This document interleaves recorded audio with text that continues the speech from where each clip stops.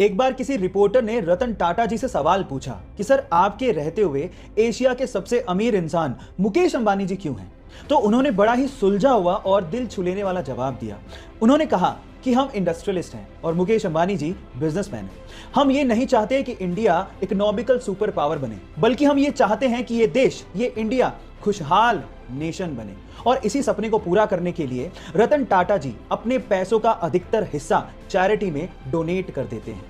आपको रतन टाटा जी का ये ख्याल सुन के कैसा लगा? पेंडेमिक के दौरान ये लग रहा था कि जापान में होने वाले ओलंपिक 2021 गेम्स आखिर हो भी पाएंगे या नहीं, लेकिन फाइनली टोक्यो जापान में ओलंपिक 2021 गेम्स शुरू हो गए और इसी के साथ ही इंडिया के मेडल जीतने का सिलसिला भी शुरू हो चुका है। जी हाँ गाइस, इंडिया ने अपना पहला मेडल ओलंपिक 2021 में अपने नाम कर लिया है और ये गौरव हासिल करने वाली इंडिया की एक बेटी है जिनका नाम है मीराबाई चानू, जिन्होंने 49 केजी के वेट लिफ्टिंग टूर्नामेंट में सिल्वर मेडल जीतकर भारत को उसका पहला पदक दिलवाया।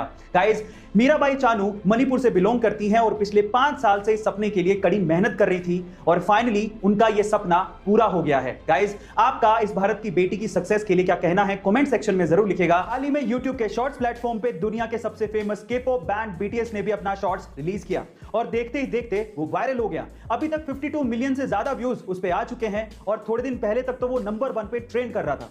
वैसे तो पूरी दुनिया के साथ साथ इंडिया में भी करोड़ों लोग के-पॉप के इस बैंड के दीवाने हैं, पर सवाल यह है कि BTS का आखिर मतलब क्या है। चलिए मैं आपको बताता हूं। एक्चुअली BTS 7 कोरियन लड़कों का एक के-पॉप बैंड है और जिसकी फुल फॉर्म काफी ज्यादा इंटरेस्टिंग और मोटिवेटिंग है।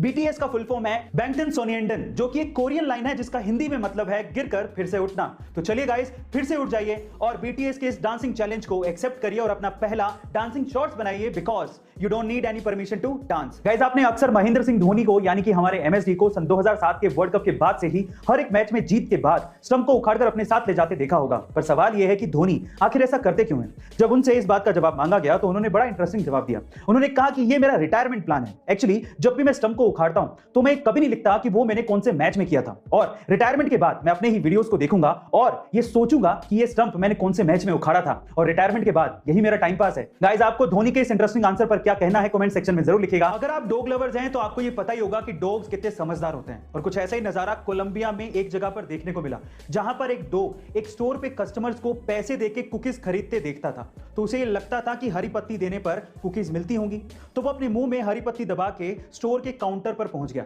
बट वो हरी पत्ती पैसों वाली नहीं थी, रियल वाली हरी पत्ती थी। उसकी इंटेलिजेंस और प्रेजेंस ऑफ माइंड को देख के स्टोर के ओनर ने उसे पत्ती के बदले कुकीज दे दी। गाइस, क्या आपके पास भी डॉग है और वो इतना ही समझदार है? कमेंट सेक्शन में जरूर लिखिएगा और ऐसे अमेजिंग वीडियोस के लिए शेयर, सब्सक्राइब एंड लाइक। मिलता है अगली वीडियो में।